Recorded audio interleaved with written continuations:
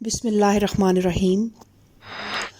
اللہ تعالیٰ جب خوش ہوتا ہے تو کسی گھر میں مہمان بھیجتا ہے، اور جب مزید خوش ہوتا ہے تو بارشیں برساتا ہے، اور جب اللہ تعالیٰ بہت زیادہ خوش ہوتا ہے تو پھر اللہ تعالیٰ بیٹی کی نعمت سے نوازتا ہے، بیٹیوں کی نعمت سے نوازتا ہے۔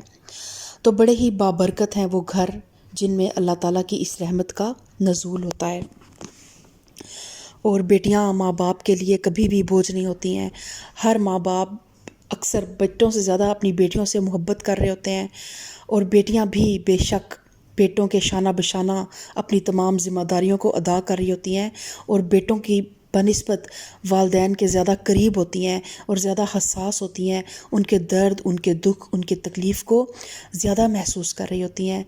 اور بیٹے تو تب تک ہی آپ کے بیٹے ہوتے ہیں جب تک کہ ان کی شادی نہ ہو۔ شادی کے بعد بہت کم وہ والدین ہوتے ہیں جو اپنے بیٹوں کی طرف سے اس طرح ہی ایک محبت ہمیشہ کے لیے پاتے ہیں، اور اینڈ تک بیٹے ان کی ذمہ داری کو اٹھاتے ہیں۔ بہت سے بچے جو ہیں، بہت سے لڑکے جو ہیں، وہ پھر اپنی بیویوں کے ساتھ ان کی اپنی اولاد کی ذمہ داریوں میں اتنے مصروف ہو جاتے ہیں کہ ماں باپ کے فرض سے پھر وہ غفلت برتنے لگ پڑتے ہیں۔ لیکن بیٹیاں چاہے 7 سمندر پار ہی کیوں نہ چلی جائیں بیاہ کر، ماں باپ سے ہمیشہ رابطے میں رہتی ہیں، ہر وقت ان کے درد کو محسوس کر رہی ہوتی ہیں، اور جو کچھ ان سے ہو سکتا ہے وہ اپنے ماں باپ کے لیے کرتی ہیں۔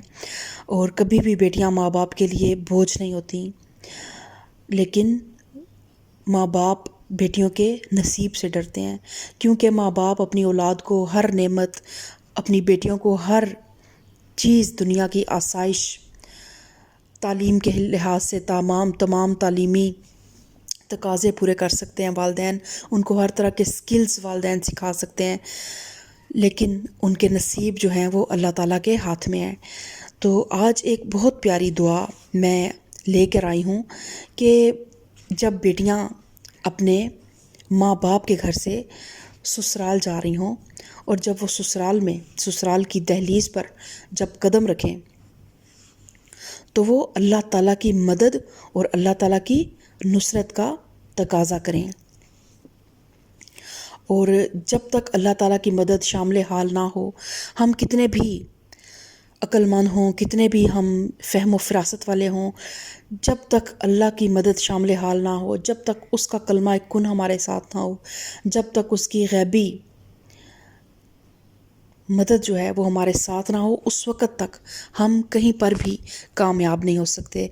تو اس لیے بیٹیوں کے لیے خصوصاً اب والدین اپنی بچیوں کو یہ دعائیں یاد کرائیں۔ چھوٹی سی دعا ہے کہ جب آپ رخصت ہو کے اپنے ماں باپ کے گھر سے سسرال کے گھر جائیں، تو جب سسرال کی دہلیز پر قدم رکھیں تو اندر داخل ہوتے ہوئے یہ دعا پڑھیں: ربی ادخلنی مدخل صدق واخرجنی مخرج صدق واجعل لی من لدنک سلطانا نصیرا۔ اے میرے رب، تو مجھے داخل کر سچائی کے ساتھ داخل ہونے کی جگہ پر، اور مجھے نکال سچائی کے ساتھ نکالنے کی جگہ سے، اور اپنی طرف سے ایک قوت کو میرا مددگار بنا دے۔ تو جب آپ پہلے قدم پہ ہی اپنے رب کی مدد کو مانگ لیں گی تو اللہ تعالیٰ کبھی بھی آپ کو تنہا نہیں چھوڑے گا۔ اور انما الاعمال بالنیات، ہمیشہ اپنی نیت کو خالص رکھیں، اپنے شوہر کے لیے، اپنے شوہر کے گھر والوں کے لیے، وہ نئے لوگ جو اب آپ کے اہل خانہ بن چکے ہیں۔ آپ اپنے بہن بھائیوں کو چھوڑ کر اب ایک دوسرے گھر میں چلے گئی ہیں، اور وہاں پر جو بہن بھائی ہیں ان کو ایسے ہی دل سے تسلیم کریں جس طرح آپ اپنے بہن بھائیوں کو دل سے تسلیم کرتی ہیں۔ ان کی چھوٹی چھوٹی غلطیوں کو، کوتاہیوں کو اسی طرح درگزر کر دیں جس طرح آپ اپنے بہن بھائیوں کی خطاؤں کو درگزر کر دیتی ہیں۔ اور ادھر جو والدین ہیں آپ کے شوہر کے، ان کو اس طرح ہی عزت اور احترام دیں جس طرح آپ اپنے والدین کو عزت اور احترام دیتی ہیں، اور کوشش کریں کہ ان کی اگر جس حد تک ممکن ہو سکے کسی حد تک ان کی خدمت کرنے کی کوشش کریں، اگر وہ عمر کے کسی ایسے حصے میں ہیں یا وہ بیمار ہیں۔ اور جب آپ صدقے دل سے کسی بھی رشتے کو نبھاتے ہیں تو اللہ تعالیٰ کی واقعی ایک مدد آپ کے ساتھ ہو جاتی ہے، اللہ کی طرف سے ایک نصرت آپ کے ساتھ ہو جاتی ہے. پھر کوئی کتنا بھی آپ کے خلاف چلا جائے، کتنی بھی کوئی آپ کو نیچا دکھانے کی کوشش کرے یا سازش کرنے کی کوشش کرے یا آپ کو کسی جگہ سے نکالنے کی کوشش کرے، کبھی بھی وہ اپنی اس طرح کی کسی بھی کوشش میں کامیاب نہیں ہو سکتا. لیکن سب سے پہلے آپ کو اپنی نیت کو خالص کرنا ہے، اپنے دل کو خالص کرنا ہے، اور اس کے بعد رب کی مدد کو مانگتے رہنا ہے. اور کیونکہ سسرال بے شک ماں باپ کا جو گھر ہوتا ہے وہ بہت اور جگہ ہوتی ہے، اور سسرال ایک ٹوٹلی ڈفرینٹ جگہ ہوتی ہے. یہ بھی ہمارا گھر ہوتا ہے اور وہ بھی ہمارا گھر ہوتا ہے، لیکن یہ وہ گھر ہوتا ہے جو ہمیں بنا بنایا مل جاتا ہے، اور اس میں جو رشتے ہوتے ہیں وہ ہمیں بنے بنائے مل جاتے ہیں. لیکن وہ گھر ایسا ہوتا ہے کہ وہاں پہ ہم چلے تو جاتے ہیں، لیکن اس گھر کے رشتوں کو اپنا بنانے کے لیے ہمیں وقت درکار ہوتا ہے، ہمیں محبت، احساس، ایثار، قربانی کے جذبات درکار ہوتے ہیں.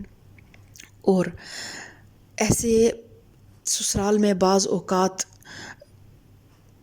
نو ڈاؤٹ کچھ لوگ آپ کے خلاف بھی ہو سکتے ہیں. اپنے گھر میں یہ چیزیں ہم فیس نہیں کرتے، لیکن سسرال میں ہمیشہ محتاط ہو کر زندگی گزاریں. کبھی بھی اپنی کوئی بھی ڈیپ کانورسیشن جو ہے وہ کسی کے ساتھ نہ کریں.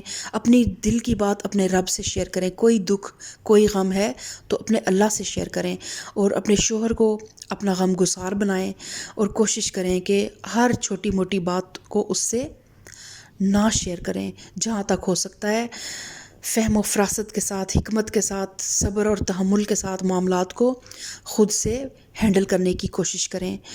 اور اس کے علاوہ اپنے شوہر کے لیے، تاکہ اپنے شوہر کے لیے بھی خصوصاً اللہ تعالیٰ سے دعا مانگا کریں، اور اپنی ہونے والی اولاد کے لیے بھی اللہ تعالیٰ سے دعا مانگا کریں کہ وہ آپ کو ایک اچھا زوج دے، آپ اس کو آپ کی آنکھوں کی ٹھنڈک بنائے، اور آپ کی اولاد کو آپ کی آنکھوں کی ٹھنڈک بنائے. تو اس کے لیے اس دعا کا بہت اہتمام کیا کریں. ربنا ہب لنا من ازواجنا و ذریاتنا قرۃ اعین وجعلنا للمتقین اماما. اے ہمارے رب، ہمیں اپنی بیویوں اور اولاد سے آنکھوں کی ٹھنڈک عطا فرما، اور ہمیں متقین کا امام بنا. یہاں پہ بے شک بیویوں کا لفظ استعمال ہوا ہے، لیکن زوج کا لفظ جو ہے وہ عربک میں، قرآن پاک میں میاں اور بیوی دونوں کے لیے استعمال ہوا ہے. تو یہ دعا، اس دعا کا اہتمام عورتیں بھی کر سکتی ہیں اور مرد بھی کر سکتے ہیں. تو اللہ تعالیٰ جو بھی بچی اس نئے سفر پہ گامزن ہو، اللہ تعالیٰ اپنی مدد اس کے ہمیشہ شامل حال رکھے. اور والدین کو، خصوصاً ماؤں کو، اس چیز پہ بہت زیادہ توجہ دینی چاہیے. چاہے بچی آپ کی ابھی 1 سال کی ہے، چاہے 2 سال کی ہے، ابھی سے آپ یہ سوچ لیں کہ آپ کے کندھوں پہ ایک بہت بڑی ذمہ داری آ چکی ہے. تو ایک بیٹی کی ماں بن کر زندگی گزاریں، اپنی بیٹی کے لیے خود رول ماڈل بنیں. کل کو وہ بچی جب بڑی ہو تو آپ کو اسے پردے کے لیے فورس نہ کرنا پڑے. اس نے اپنی ماں کا ایک وہ روپ دیکھا ہو کہ اس کو پتہ ہو کہ یہی اصل جو ہے عورت کا روپ ہے، اصل عورت کا وقار یہی ہے. کم سے کم گوسپس، کم سے کم چولیاں، کم سے کم زبان کے گناہ، ان کو جتنا ہو سکے ان سے بچنے کی کوشش کریں.